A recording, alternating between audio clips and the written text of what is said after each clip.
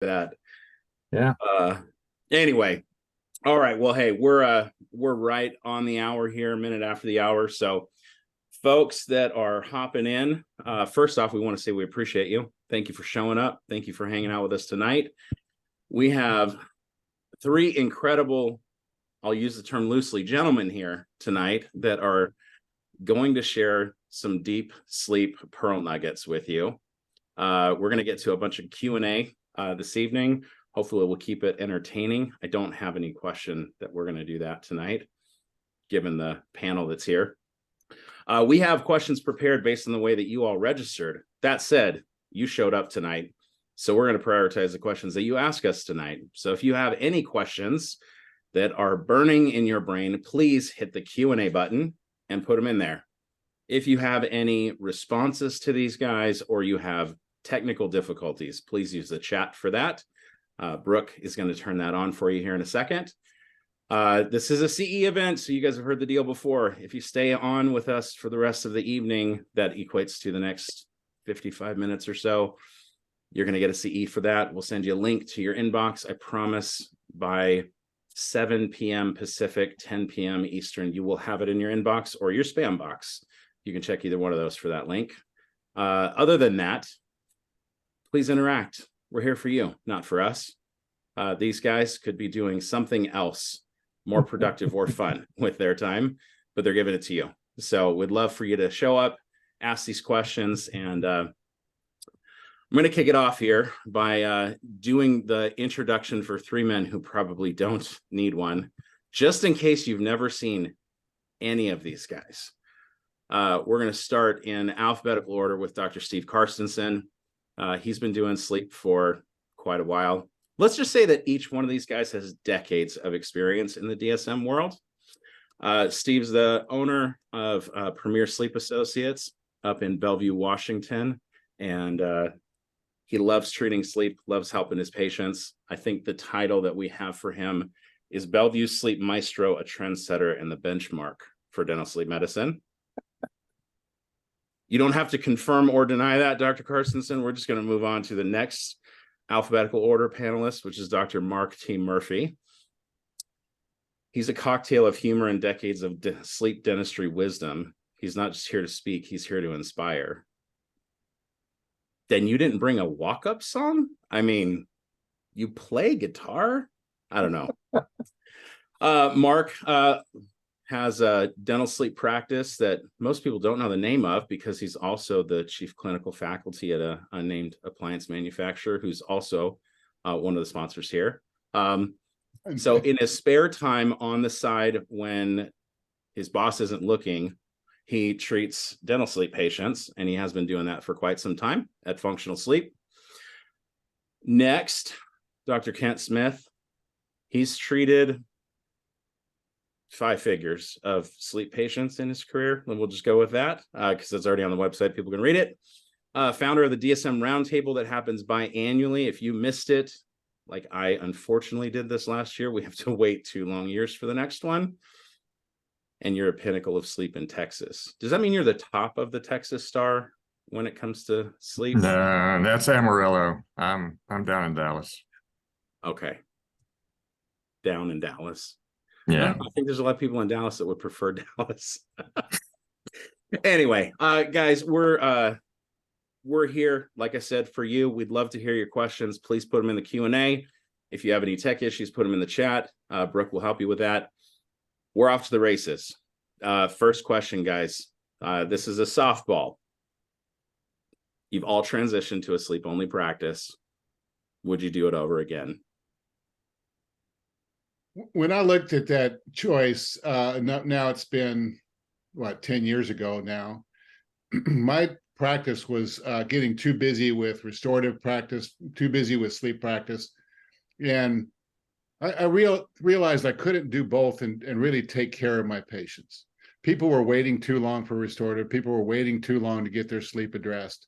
And so I had to choose one way or the other. And looking into the future and thinking about what really drove me, the choice was obvious for me. So yeah, I'd do it again. I have to. I just wish I had done it way earlier. I just waited too long. And that was almost 2 decades ago. Yeah, that's before medical reimbursement, Kent. Yeah, it was starting to, we were starting to get paid anyway. But that was before they were reimbursing for home sleep studies back with the Rimmers recorder. Yep. That was a long time ago. Remner's recorder. I had one of Man. those. Yeah. Mark, Yeah, I think you're I would, obligated to say yes. yeah, can I say yes and be done? I would definitely do it again. I think had I stayed, if I was doing dentistry and doing sleep, I would have probably made the transition earlier, like Kent said, when done it earlier, like Steve said, because the one gets in the way of the other, and you really got to commit. And they're both rewarding in their own way, but this is just so much more rewarding. It really is. Well, I mean, for the folks that are on here, we were talking about this earlier before we open up the webinar. This is a pretty specific group of folks that are looking to transition out of dentistry. This is a very narrow niche within our global dental sleep medicine freckle on a niche of dentistry. So, I mean, we're talking about a very small group of folks. Mm-hmm. If there's anybody on here that is also, they're currently trying to balance general dentistry and sleep, they're not quite at that spot where they really want to give up the drill. This is not in the slide, so I'm just asking the second tier question here. What would you recommend that they do to try to maximize their sleep time? Steve, I'll actually ask you this, since you were the one who talked about balancing that and trying to manage the time aspect. If you were doing it over and you weren't ready to jump, what are the things that you'd put in place to try to protect that time and still serve both audiences until you couldn't anymore? Sure. I would look at my dental practice and I would pretend I was wanting to cut back and hire an associate. And I would figure out what my needs were for income. I'd figure out what my needs were for supporting my team, what the overhead, all the business things we normally know how to do. And I would say, how do I do that in 3 days a week? And then I would dedicate one day and practice my sleep as a hobby practice. I wouldn't need to do anything there to make my overhead, to make my income, those kind of things. Then, and I would be able to dedicate all the time I needed on a very relaxed day. And you can start with half a day, I suppose, but I would go in for a full day. And that way you turn your mind onto a new subject and you find ways to make it work, and you learn how to make it work, and you're not stressing about paying the bills with that day. And then you'll be able to grow that. And then maybe that comes into 2 days and you figure it out from there. But I wouldn't stake my house payment on turning it into a sleep practice, on Monday after closing my restorative practice on Thursday. Got it. Nope. So you're a stair stepper, not a cut the cord and jump out of the plane because we got a backup shoot. Well, kind of guy. yeah. Yeah. Makes sense. All right. So on a similar vein here, second question, if you're going to do the jump and let's say you want to transition smoothly to sleep only, you're in restorative. So this is, Steve already kind of stepped into this a little bit here. How would you do that? Smoothly being the operative word and financially sound. The way the question was asked when it was submitted was the minimum financial investment. I think we're all on the same page. If you're doing a startup and you do it with duct tape and shoelaces, you're going to get what happens with duct tape and shoelaces, right? But you don't have to go out and buy hundreds of thousands of dollars of equipment or outfit a dental office, which is a beautiful thing. So Kent, you've spoken on this before. I've heard that talk before. Will you kind of take this one for us? Sure. Yeah. It's cheap to start a sleep practice. So I don't think the financial issues are going to be a problem for anybody wanting to do that. But you mentioned the smooth transition, and this is kind of what I did. I made a list of the 10 or 15 procedures in dentistry that I did, and I ranked them according to what I liked to do all the way down to the ones I hated to do. And I would just start crossing things off the list and passing those off to an associate. So I mean, I stopped root canals many years ago. Some people love root canals. Some people hate doing root canals, but I just started lopping them off, and I got all the way down to occlusal air abrasion composites on lower first premolars. And that's when I said, okay, that's the only thing I like doing now. So I'm ready to switch to sleep. And, you know, but it was gradual. And Yeah. I started telling I sort of lied a little bit with the carpal tunnel thing with my hygiene patients and said, you know, I'm gonna have to kind of bow out of dentistry. So, you know, be prepared for that. And 6 months later, I was out. So it was gradual, but then it was faster than I expected once I decided to actually do it. Got it. So we got somebody that asked a question in response to this. So Ken, I'll throw this your way first. Any advice for a DSM startup, mistakes that you made in your startup that taught you or geared you to more efficient or more efficiencies? I've heard your change Wednesday or change Tuesday or change Wednesday. Yeah, Wednesday. Wednesday. So you want to allude Yeah. to some of the efficiencies and how you bake that in? Boy, it's hard to remember that far back. Because I try to forget dentistry completely. It's like, and my daughter's about to get into graduate from an oral surgery residency, and she's all into it. And I'm going, no, thank you. Blood and guts. I just can't do that anymore. As far as efficiencies, I'm a big spreadsheet guy, and, you know, keeping track of numbers and everything is just very important as far as I'm concerned. As far as efficiencies, you got to know where you've been and where you're going. But other than that, I don't, you know, maybe ask Steve. What about Mark? Mark's got answers. I was just, I knew at some point this was hot potato tonight, you guys. All right, so we got one.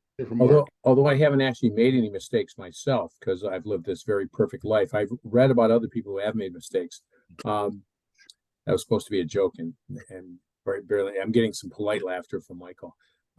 No, I think when I see people that are doing startups, I think sometimes we get in our own way of developing good relationships with referring physicians. Sometimes we act like we know a little bit too much, and we might even know more than they do about certain things. But there's a hierarchy there that we need to respect, and a relationship that we need to respect. And we have to be knowledgeable of all the history that's gone before us. You know, people like Kent and Steve, they were really pioneers in developing these kinds of practice models for us. And there's still a lot of people out there that maybe are making it harder for us to carve that pathway. So I think from a dental startup standpoint, it's, you know, you really want to start to inculcate that into your practice.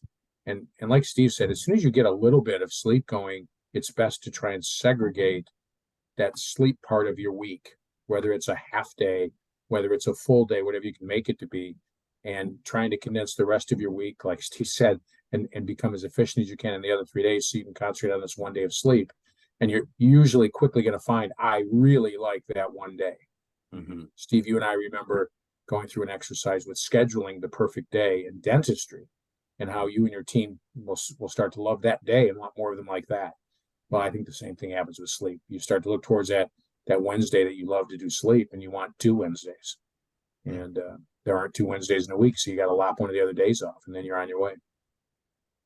So one of the things that's true is you don't need a lot of special equipment either. You need a little bit of stuff. I mean, you need a way to take a 3D bite. You need a little of this and that. I'm going to encourage anybody that's thinking about starting this to start with scanning. Don't start with impressions. It's just, you know, that's the way of the past. And you have to invest in impression things too. So don't do that. Invest in the scanner, and you're far better off. You don't need a cone beam to start. You know, cone beams are wonderful, but you don't need that.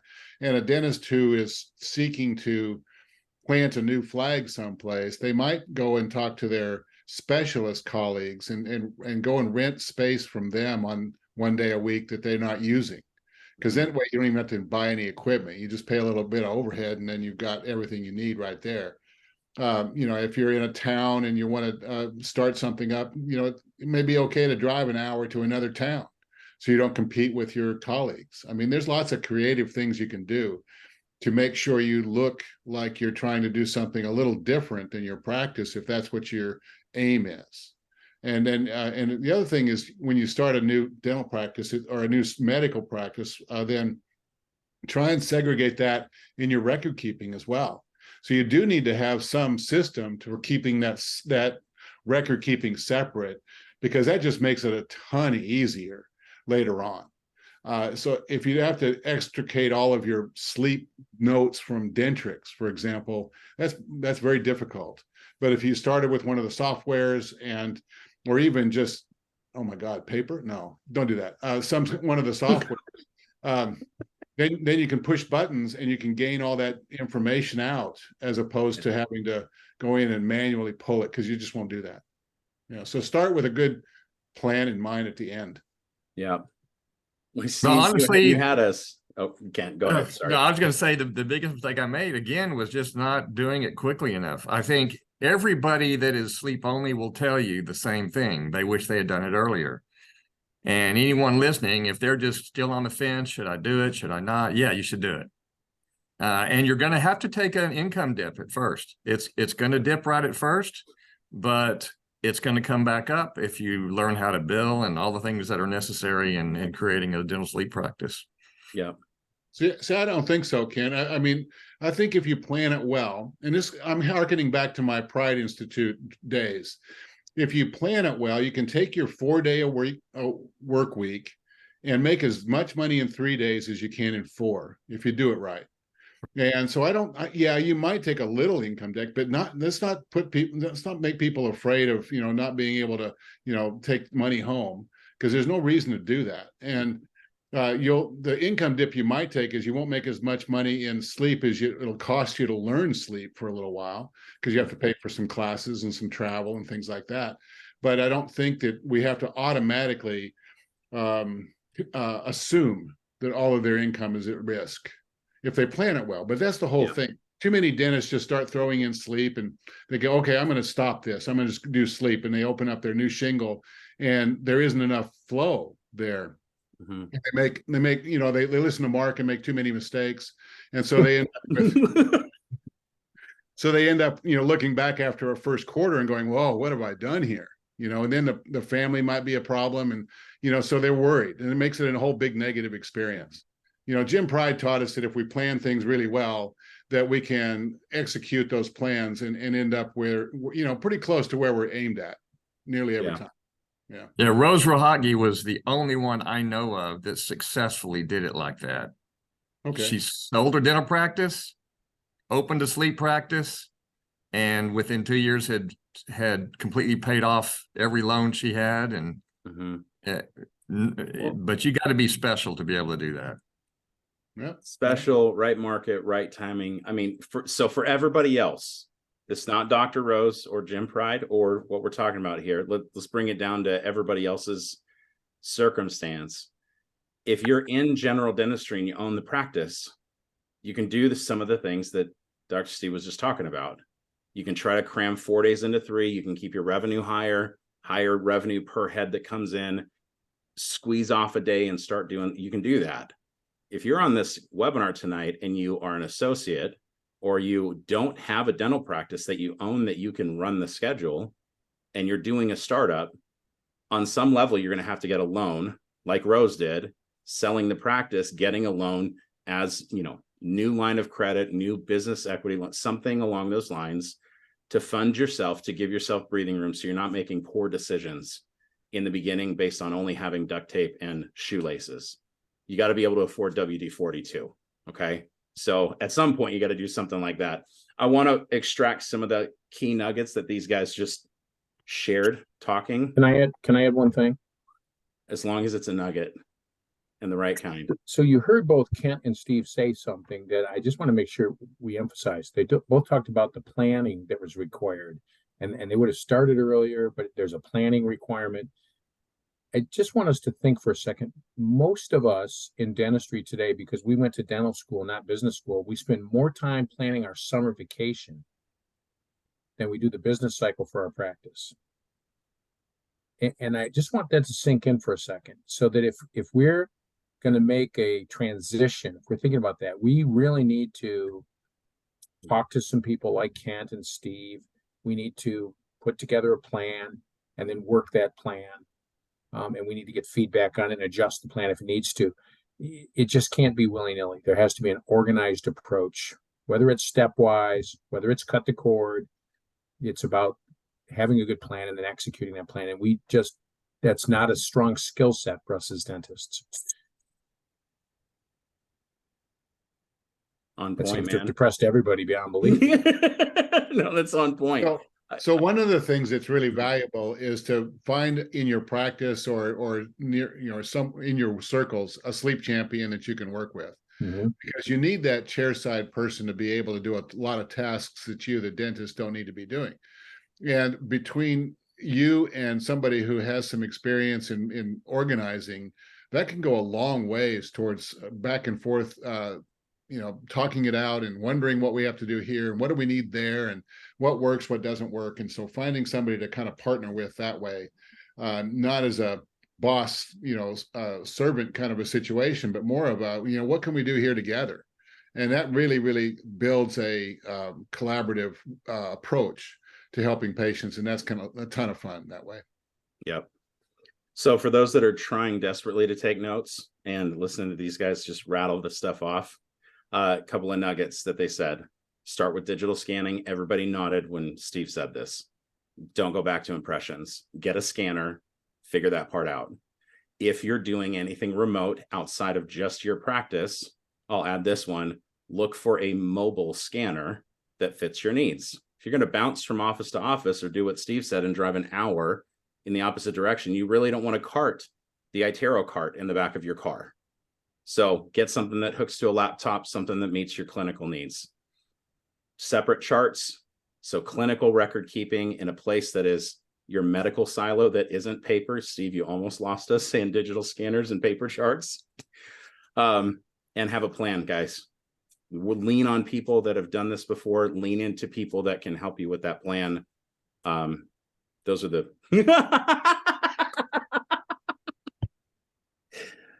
Michael, these product placements, my shirt, Steve's shirt, Kent's scanner, it's embarrassing. We're embarrassing. Yeah, there you go. It's embarrassing. Guarantee you they're not paying any money to show you that. Yeah. Those portable scanners, I have 6 of them now. I tested one out at first just to make sure that the team would like them, and they liked them even better. So I'm telling you, wow. Portable is the way to go. Yeah. Okay, so let's just get product specific in that stack. Which scanners have you guys loved, either in the past or in present? Kent, you just held up the travel iTero one. So what specifically are you using? Yeah, that's all I've ever used. I don't want my team to like a certain scanner better than another scanner, and then that one never gets used. And I'm like a McDonald's or a Southwest Airlines or whatever. You just stick with the same thing. And so I've just stuck with iTero. I'm not saying it's the best. It's just what we have stuck with over the years, and my team loves it. They know how to use it. Yep. They know who to call when there's issues. Cool. Mark? I've used just about all the scanners at one time or another, either in a training protocol or in other offices when I'm helping them, put out some fires or solve some problems.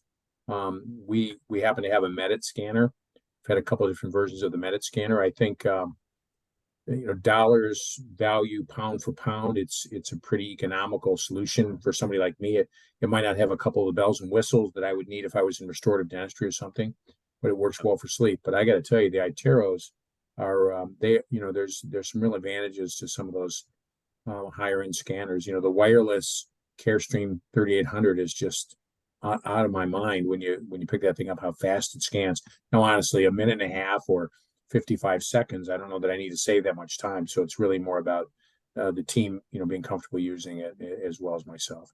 Yeah, cool. Yeah, we have a Medit scanner also. We had a Trios before that one, and the Trios is quite much more capable than the Medit, but not for what I need. So I don't need all the stuff that they can do in restorative. But in your practice, Dennis, if you're looking to buy your first scanner, well, try and figure out all the many things you can do with it, and then buy one that's capable of all those things. What I did is I checked with my manufacturers and said, which scanner gives you the best data? And at the time when I bought it, everybody said Trios. So I got a Trios, and it was great. I mean, I liked it a lot. My team liked it a lot, but it became very, very expensive to keep up. And so I switched to Medit, and it's cost free to keep up. Basically, I have to buy some tips every now and then. But my team scans a full arch, upper and lower, and a bite in about 5 minutes. So, I mean, how fast do you need, right? Yeah. Okay. So we heard some good brands that these guys could stand behind and have used. Decide what you need based on your needs, whether it's mobile or not. Is it going to do full arch scanning? Of course, because you're doing sleep. From a manufacturer standpoint, we're very comfortable with all of the major, whether it's iTero, whether it's 3Shape, whether it's Carestream, the Medit, those are all really good. The Sirona, those are all really good STL files that we get in. Sirona requires us to use a proprietary software for them, which we have, but aside from that, all those scans work just well for us. Yep. Yeah. So Sheila asked in the Q&A, Mark, what was the wireless scanner that you mentioned? That was the Medit, correct? Yeah, well, we have a Medit i700 wireless, and but the Carestream 3800 was the one that I think it was really surprising how the ease of use was quite good. Even though I have a wireless i700, I think I might like the wire if I had a druthers to change that. Got it. A little minor thing with me, I'm always putting my hand over the place that it transmits, so sometimes it slows it down. So I have fat hands.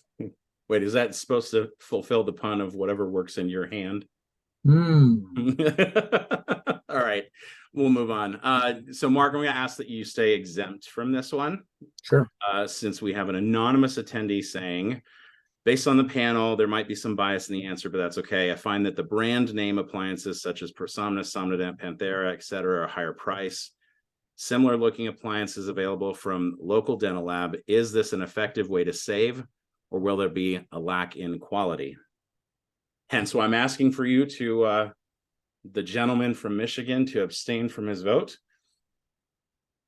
Steve, speak to this. I think you're going to have a lack of quality. I don't think there's any question about it. I would stay away from those, but I can't say that I've had a lot of experience with them. I know that when I had ventured off in the past and tried other companies and some up and coming and some promises and had some very bad luck, and really wish I hadn't gone down that rabbit hole, but that's my take on it anyway. I get to try a lot of different appliances because every new manufacturer wants people like us to try out their appliance, and so I try a lot of different ones. And one thing that was mentioned in that question was the similar looking device in the local lab. Well, these are FDA medical devices, and local labs are not allowed to copy a design and produce it and sell it to treat a medical disease without risking lots of things. And if that dentist is doing any medical insurance billing, they're not allowed to bill for a non-FDA cleared device. So there's some caution that needs to be said according to the words on that question. Now, that may not accurately reflect the exact situation there, but stick to the FDA cleared devices, and then there's so many designs. Choose one that works well in your hands, right? Yeah, well in your hands and well in the patient's mouth. Well, which is where we go. That wasn't a dig at you, Steve. That was just like, we got to finish that sentence for folks that are, I mean, if you're looking at the different appliances and you're looking at use cases and you're trying a bunch of different things, I mean, Kent said it well. He's been doing this for a lot of years, and there's been a handful of times that he's deviated, and from his perspective in his business, it wasn't worth his time to do so. Right. Steve, you've seen and used a bunch of appliances because people send them to you. I mean, you are kind of the editor-in-chief at, a certain place that's on your green screen. And yeah, I mean, I can talk about dental sleep practice, but by the way, full disclosure, Michael, I'm a chief education director for one of the manufacturers as well. So, yeah, but you didn't hear what name it was, and yeah, I didn't put it on my shirt. Yeah. I do want education happening. So there we go. Yeah. So, I mean, try it at your own risk, guys. You might have the miracle that's down the street from you in your local neighborhood that makes these FDA cleared devices, that's FDA cleared as a lab, and it's just as good as the quote expensive ones. But frankly, at some point, you're looking at how do you scale your time? Don't forget, as the business owner of a startup, you need to value your time, because what you focus on, you're going to grow. Well, another thing I that's want the to main say is, thing. I'm Yeah. sorry, Michael, I ahead. interrupted. Another thing I want to say, in my experience, I've been to many manufacturing plants. I've been to many of the leading plants, and the amount of work, the amount of detail, the amount of investment they make to produce a device that is reliable and predictable, and and you can count on, gives you good value to provide to your patients. I mean, that's a serious amount of investment and a serious amount of focus on those outcomes at every manufacturer I've been. Well, not every most of the manufacturers I've been to, all the leading ones. And so the local lab, I don't want to say negative things. I don't know who they're talking about, but man, when you compare it to what happens at Mark's manufacturing facility, or Prosomnus, I just said that, or Panthera, or one of the other airway management, that's okay to say. Airway management. I mean, when you look at who's doing that and how long they've been doing it, it's something that's gives us an ability to look our patients in the eye and say, this is worth it. Yep. So I have a secondary question. It's kind of a yes or no. It was so hard to not say something, by the way. Yes, we know, Mark. We know. We're incredibly That was the proud of toughest your 4 minutes of my day. Well, thank you for your self-restraint. I'm going to ask you guys, do you try every appliance that you use in your hand for patients in your own mouth first before you deliver it? Yes. Hey, there's your rule of thumb, folks. Do 100%. that. There you go. Pro tip. All right. Now, it's just an N of one, so it's really hard to gauge things on just yourself. Yes. But I think it's important, because then your discussion with the patient goes much better when you're discussing that appliance. Yeah. Oh, Carrie and I have a great arrangement, because my partner Carrie Magnuson and I, everything works for me. Nothing bothers me. I'm a strange one, but everything bothers Carrie, and so it's really great if we get one that works. You better hope she's not listening, Steve. No, she knows this. This is no secret here. And so so if you have someone in your practice, a teammate in your practice that is tough to make a bite splint for, or anything like this, have the device made for them and see what they think about it. It's good for you to do it yourself too, but make it for the toughest patient in your team. Yeah. So secondary question from that person, I'm just going to take this. How do you combat the rising lab fees, which is also due to inflation that everybody's dealing with, yet not alienating cash patients? Respectfully, setting your cash fee is your job as the practice owner. So take the lab bill into account. If you've got to, scrape some things together and you're willing to do something for charity, I would say profitability equates to generosity in the right practice, in the right hands. So run a solid practice, do what you can for the clinical work, and charge an appropriate fee for your time and the lab bill that you're going to incur as a cost to do the work. I don't do this way, but I've talked to several sleep dentists in different panels, and there's a few that have like a Subaru, and then they've got a Cadillac, and then they've got a Bentley, and they'll say, which one do you want? And they've got different prices as when they're talking cash. I don't do that, but I've heard that they have some success doing it that way. Yeah. Yeah. And I mean, guys, let's even take it out of cash, because cash is 100% in your bucket. You set the fee, you're in charge of that. So if you're not charging enough on your cash fee, the one in the mirror is the only one that we can blame, right? But let's say you're doing a Medicare and you're doing it for par. You're participating on this one, even though you're non-par. They don't have two nickels to rub together, and you're going to take $13.93 between the primary and the secondary. How do you do that? Well, either not frequently, or you do it as part of the charity cases that you're doing in your practice because you care for people first. That can't be the bulk of your business. or you're not going to be in business for very long. But Right. that's a business practice. So again, this goes back to your plan and the overall perspective. I'm not trying to be sharp on this one, but we see this too many. We can't use the exception and Right. create the rules around it. We need to 100%. set the plan for what the business needs to do. Cash fee, one fee for every code. That's crucial. We're going to get into medical billing here in a second. If you're doing cash, you can have a discount off of that fee schedule for your cash paying patients. That's fine, but you have one fee schedule. So if you give too high of a cash discount, then we should look at that. But that's where we don't want to make the exception the plan. We got to have the plan and deal with the exceptions as they come, which will not be as frequent as you think. Mark? If I can add something to that, whether I'm doing dentistry, whether I'm doing sleep, whether I'm selling groceries or pizzas, whatever job I've got, if I'm selling something, and we have to admit that there's a transactional component to what we do. If I'm not getting paid enough money for what I'm doing, and that starts to inhibit the freedom I have to make the decisions that are in the best interest of the patient. And so if that decision-making process starts to get compromised by my reimbursement, maybe I'm not in the right business. Maybe I'm not in a geographical area where I can get a fair fee. These are all choices that we get to make. And there's nothing wrong, as you're suggesting, there's nothing wrong with saying, I need to make a fair living doing this. Yep. And if I have to take, $13.95, and that's all I'm ever going to get, and I want to use the best devices possible, I'm going to go out of business. And if I go out of business, I'm not going to be here to serve you. And if I'm not here to serve you, who is? So there's nothing wrong with thinking that I have to build a profitable business model. And that might mean participating with some plans, not participating with other plans.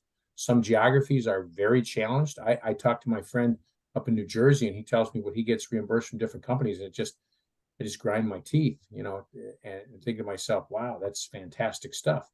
And then there's other parts of the country where they say they're challenged to use certain types of devices because of the cost, because of their reimbursement. And that's definitely going to be a challenge. And there's nothing wrong with us deciding we want to have a profitable business so we can serve people. Yep. Another way to look at your medical practice is to look at it more globally. You look at all your costs for your medical practice, you look at all your income for your medical practice, and you make your decisions based on bigger picture numbers. Average reimbursements.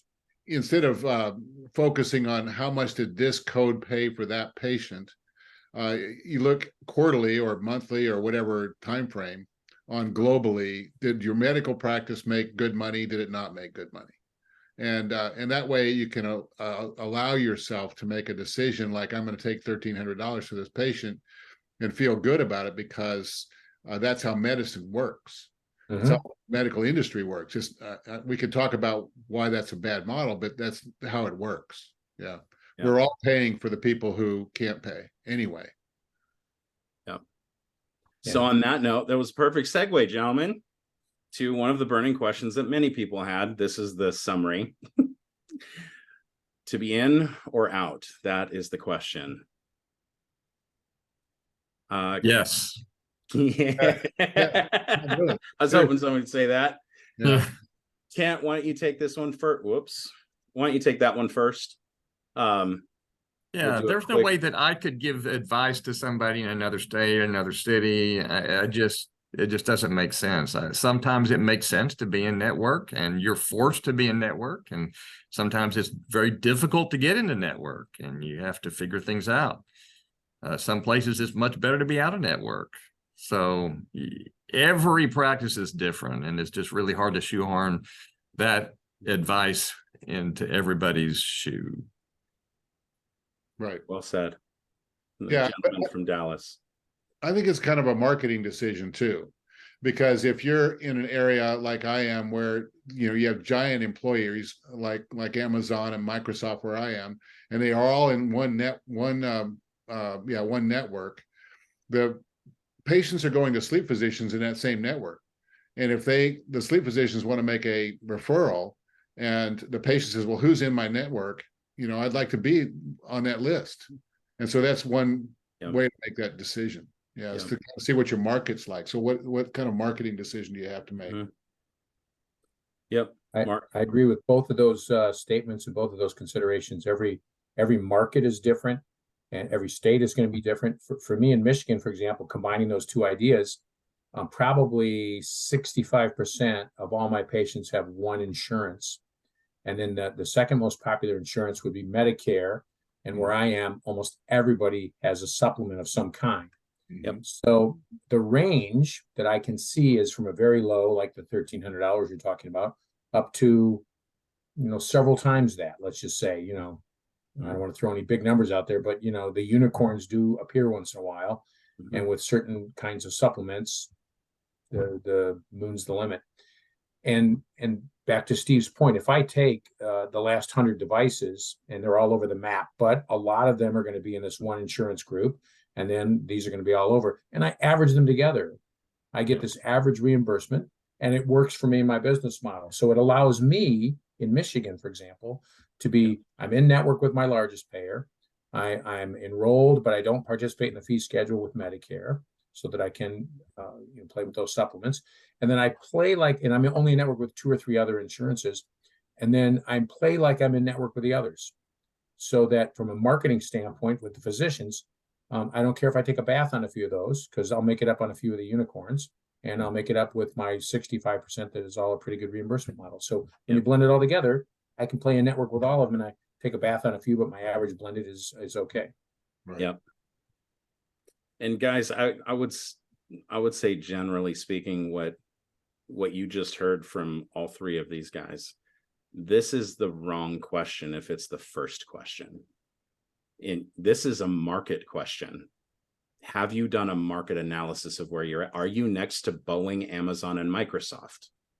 Is that going to be a driving force in your market? Can you compete without it? What is the out-of-network reimbursement like for your specific plans in your neighborhood? You can't make those decisions about taking an in-network rate if you don't have any idea what the out-of-network reimbursement looks like. So stepping into your market and making a business decision with some analysis and a data set on a Change Wednesday, that's the way that you do this. Amen. So, yeah. Okay. Let's ask a tangent question that we've had kind of in the chat, and we're going to try to summarize it in a slide, but it looked different. When do you hire a medical biller? And I'll say this, let's not give other people advice. When did you bring in your own billers versus having an external entity? Math. Mark, you can't say it's just math. We got to have an actual answer here. So let me make sure I'm clear. So if I were starting in sleep, when would I look to add a billing capability? When you use billing services in the past, and then brought in your own medical biller, when did that occur for you? So I've used billing services, and I continue to use billing services, and I have not brought in or developed a competency of my own of a medical billing capability. Got it. For me and my volumes, it's much more effective for me to pay the rate to hire as needed this billing entity so that I get paid. And for me to hire somebody to do that would be cost prohibitive. The net percentage of that would be larger. I think I just said it's actually math, but you told me not to say that. Oh, it's okay. You figured out how to say it's math in 5 sentences. Thank you. Kent. Yeah, probably 10 years ago, this is what I would suggest, was what we did. And when I realized that we were paying a billing company as much as it would take to hire somebody full time, that's when I said it's time to bring somebody in to do it myself.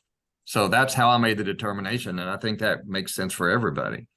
And Dennis asks me this all the time. And I tell him, you can use a billing company for sure starting out. But as soon as you figure out that you can do it just as well as they can, and you've got everything figured out, then take it over, do it yourself. Yeah. Yeah, I think that most dentists are better off hiring a billing company to do it because of the, when I talk to and I don't talk to my biller very often because other people on my team talk to the biller. And what I hear from what their requirements are for time on the phone and special skills, and navigating around the barriers that insurance companies place in front of us to get paid, then I have a huge respect for the folks that can do that professionally and make a difference for us. And because that translates into people we can serve.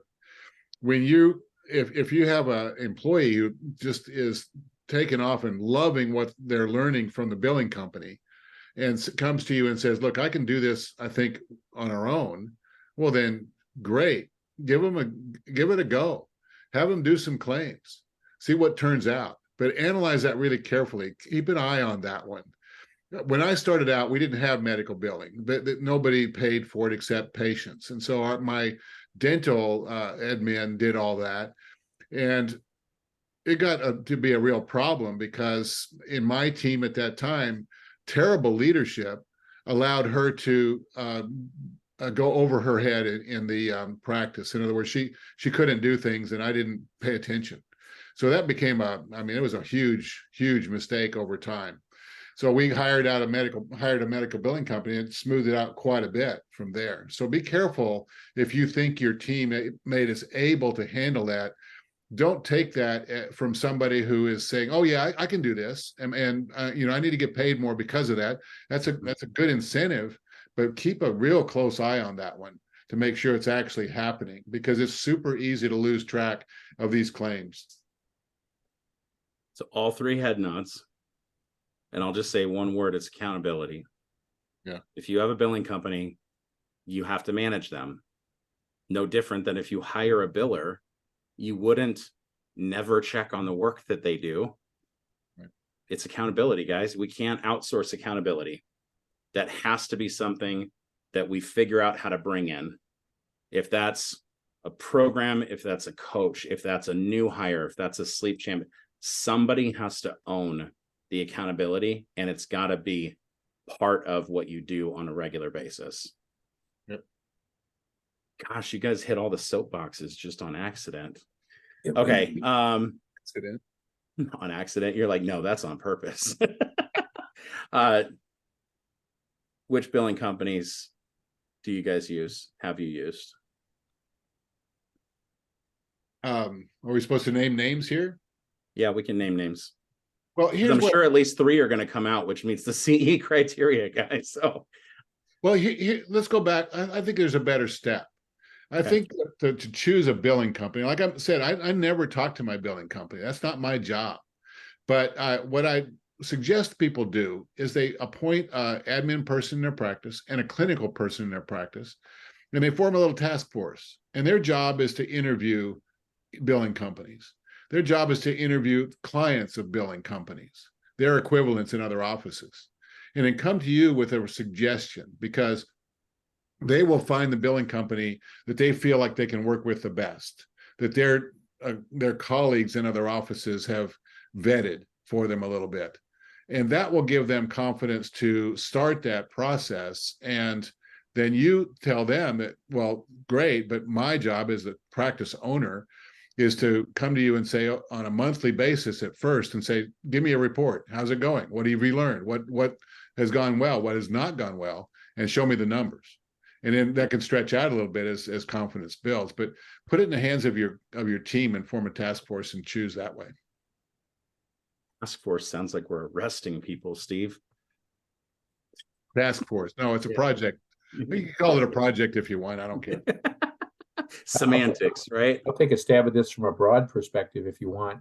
Yeah. Rather than to tell anybody, because I only do this part-time, what billing company I use, I would tell you that we get to see a lot of customers across ProSomnus, and we find that there are some really good names out there, whether it's Brady Billing, Nearman, Pristine, 4Pillar with DS3. Those are all companies that we see a lot of our customers working with, and a lot of our customers being very happy with them. And again, I'm not a good example, but those four we see a lot of, and we see a lot of happy people using them. And I think that back to Steve's point and an earlier point Kent made, it might be different in each state, because one company might have an easier time getting you credentialed in one state rather than another. And then to Steve's point, that's not my job either. So when we went to do that, my daughter, who's running my sleep practice, I said, go figure this out, because she's going to have to deal with it, not me. So she interviewed them, she talked to them all, same thing with the software. And then she's got to make a decision because she's going to live with it, not me.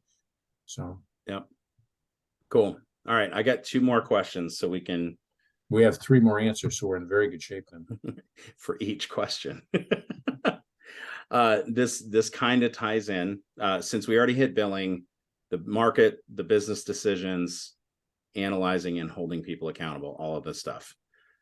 Let's get back to physician marketing. What's the most effective way that you have seen to build a referral network for your sleep only practice? And I would ask, if we can, let's rein in some of the story and just give the nugget, like, here's what you guys have done that was wildly effective in your market. Kent, will you kick us off? Yeah, I think the best thing I've done is to hire somebody who had experience in the area of sleep in the Dallas Metroplex, been around forever. And so I hired him, and he's full-time, and he knocks on doors. He knows how to get past the gatekeepers.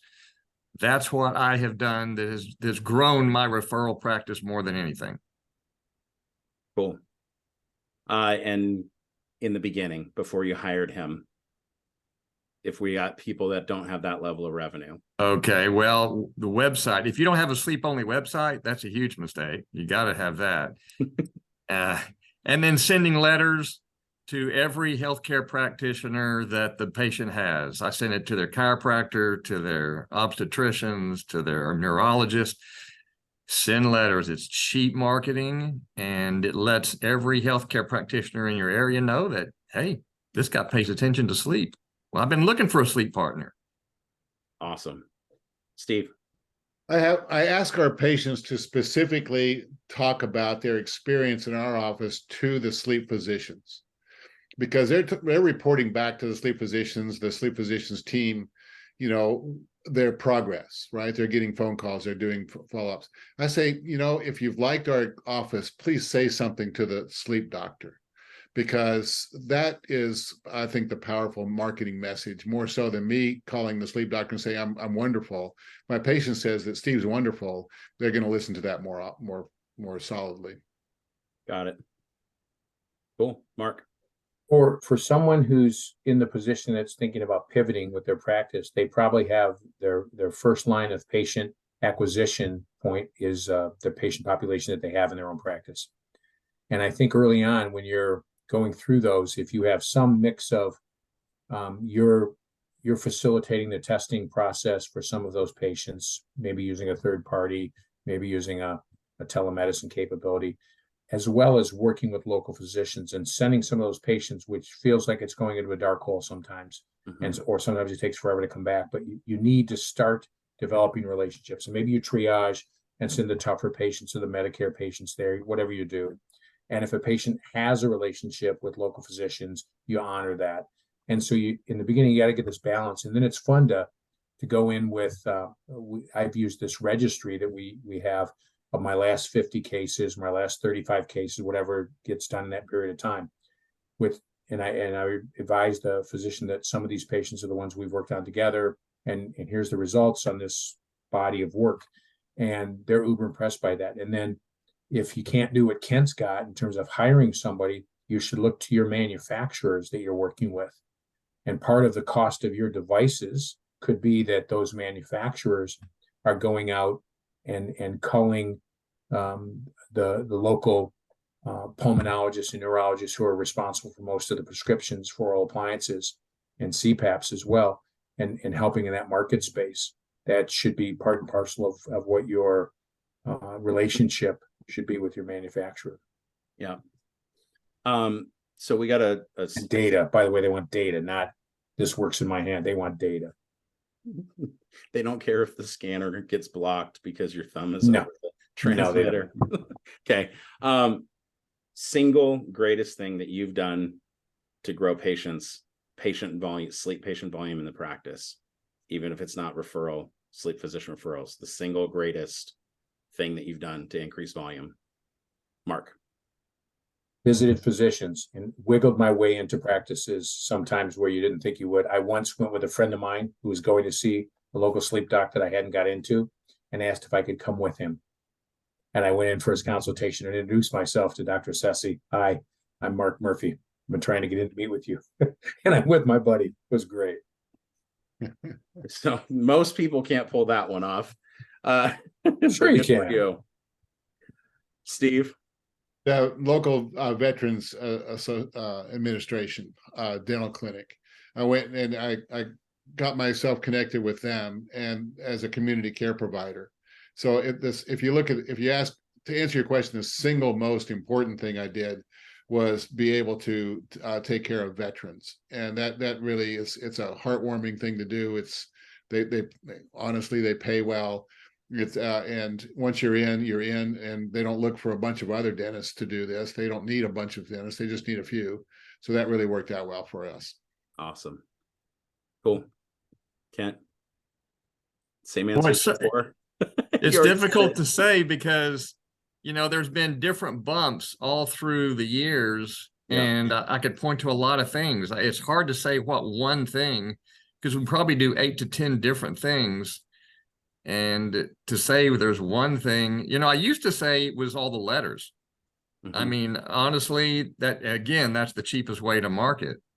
And physicians would refer to me I never heard of, and we'd look back and, oh yeah, we sent him a letter 3 months ago.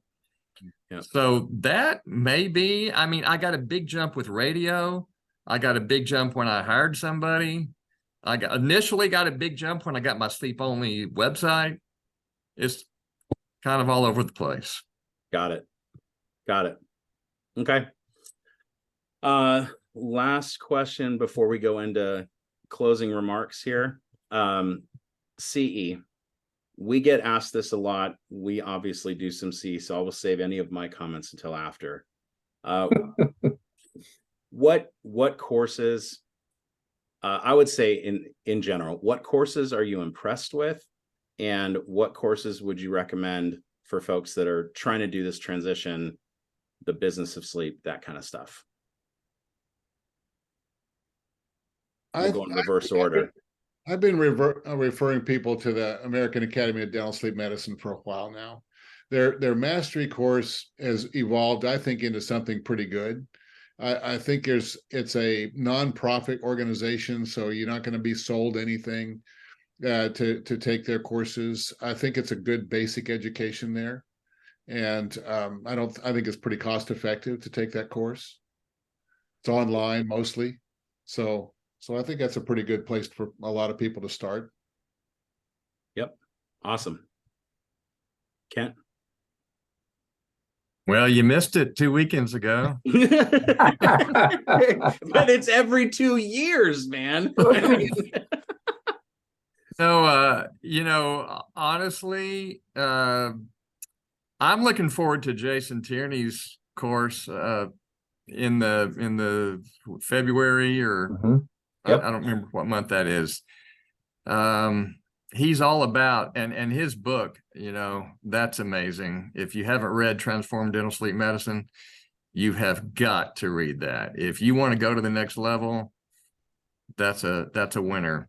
But quite honestly, I don't think any course would do as well as, and I learned this early on in my career, and I did this myself, that, you know, you don't need to reinvent wheels necessarily, and you can feed off giants in the field, and they're more than willing normally to let you come in and watch them and see how they work and pick up some secrets and gold nuggets. I think you can learn more from visiting a successful dental sleep practice than any course you could go to. On point. Sure. Mark. So, if I were going to recommend books, Kent, I would have recommended Goodbye, Good Night, Goodbye, which is by Kent Smith. He's also quite the accomplished author. He's not dream. I guess it does have a little bit to do about sleep, but it's not. I have a copy of that in my office, along with Jason Tierney's book. But just about everybody who's known anybody in sleep has taken classes from Kent. Kent's been teaching, and he's taught all of us at some point in our lives, getting us started in sleep. I agree with Steve that today, I think with the qualified dentist status being so prominent and the diplomate program, I'd have a place for the ADSM no question, for the mastery program. But I think when you're first starting, when you're getting started, and maybe you haven't done your first devices, honestly, Michael, not to, blow sunshine up your skirt or anything, but some of the stuff you all do, is very accessible and very inexpensive, and is a great place to start and a great pathway for people getting started. No question about that. But and one of the best courses we ever had in dental sleep medicine, Steve, was the one you ran down at Pankey for a number of years. It was so comprehensive and so deep, probably even way deeper than what the mastery program goes into. It just, with that many people teaching, it just became a challenge to organize, I'm sure, and run that every year. But so there's no shortage of good sleep, and I too am looking forward to Transform Dental Sleep, and the pivot programs you have, Michael. Those are perfect for this kind of thing as well. Yeah. Well, I appreciate the plug on the clinical courses. We actually have a Black Friday coupon for that in a minute here. But I will say, to answer the business of sleep and the transition process question, my answer, I would definitely say, from a clinical curriculum that we have, is the Pivot Masterclass. We just got our video back. We did our inaugural launch this last September in San Diego, and are very proud of what everybody accomplished coming there. We're very excited. So I have a save the date for you, whoever's here, because we're just about out of time. Save the date, September 20th and 21st. You guys are also invited as panelists. We'd love for you all to come. Not just the attendees, but you all have already transitioned into sleep, so you might get a nugget or two here and there. Maybe some of you will be hopefully speaking at said event, but we'll be talking. September in San Diego is kind of hard to beat. I mean, I know Dallas is lovely, but y'all have ice storms and thunderstorms and just about every other kind of storm there is. Anyway, it's gorgeous. We'd love to see you all there. And if I may, I want to just show you maybe I'll show you the video real quick. I'm not sure. I'm not the techie guy. Can you hear it?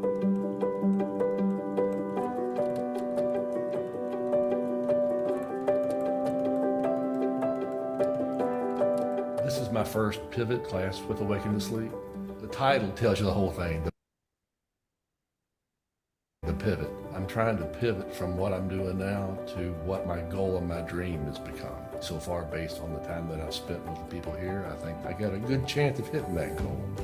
I've attended many dental courses, many CE courses. This course, for me, really covers all of the bases, all of the pillars for addressing sleep medicine, from the treating to the billing and to the communication. I'm a speaker, but I'm starting to realize that I'm getting a lot out of listening to the other speakers and the other presenters. The workshops are my favorite part. They're interactive, they're genuine, they're not staged, they're not rehearsed. It's something that you can immediately take back, that I'm going to take back personally to my team on Monday. This weekend has been inspiring. It's a smaller group setting. It's just been easier to ask questions. I don't feel intimidated. No right or wrong answers. It's exceeded my expectations on what I thought the course was going to be this weekend.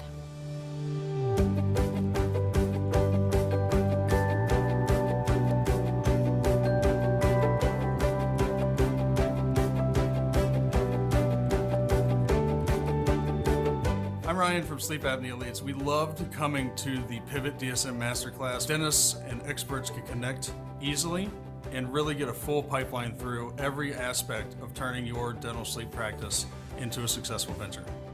The impact with working with Awaken to Sleep has been phenomenal. The return on investment in the first 3 weeks of implementation has been far beyond I could have imagined. The conference that I just attended was amazing. Double thumbs up, 5-star rating. It was truly tailored to dentists wherever they are in their dental sleep medicine journey. Hey guys, this is Chad with Awaken to Sleep. I just want to let you know, as we wrap up this event, that we are incredibly grateful for everyone who participated, from the sponsors to the speakers. Thank you again, and we look forward to seeing you at the next one.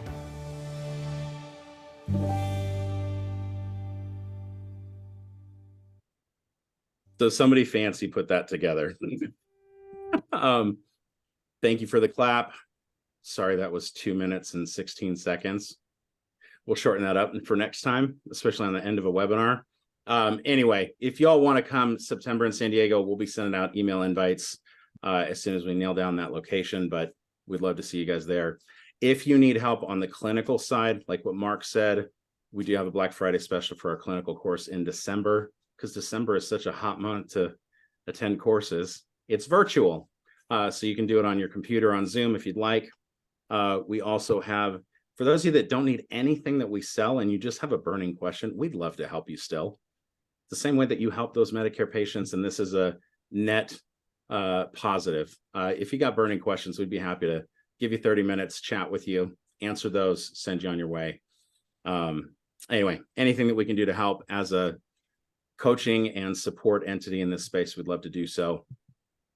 All right, guys, thanks. It's 6:07. We've got, thank you, 6:07 my time, 9:07 Eastern. So thank you all for hanging out that late. CE stuff is in the chat. You will get the email as well sent to your inbox or your spam box.